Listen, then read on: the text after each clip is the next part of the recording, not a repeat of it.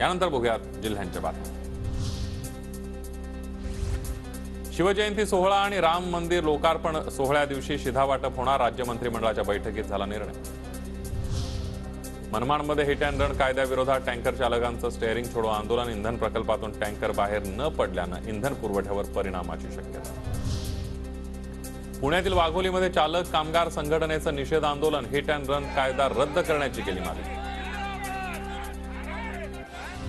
धुळे शहरामध्ये इलेक्शन कमिशनच्या गोडाऊनमध्ये 4 मशीनची तोडफोड, गज कापून तोडफोडीचा प्रकार, देवपूर पोलीस ठाण्यामध्ये गुन्हा दाखल।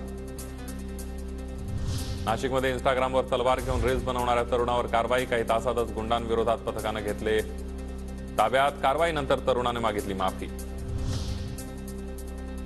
भंडारा जिल्ह्यातल्या रेंगे पार्क कोठा इथं 3 दिवसीय शंकरपड उत्सवामध्ये संपन्न, विजेत्या बैलजोडी मालकांना 25,000चं बक्षीस, 250हून अधिक बैलजोड्यांचा सहभाग।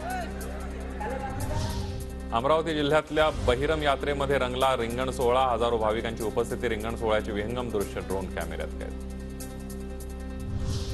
सांगलीच्या मिरजमध्ये भटक्या श्वानांचा वावर वाढला, श्वानांचा लहान मुलांवर हल्ला, घटना सीसीटीव्हीत कैद।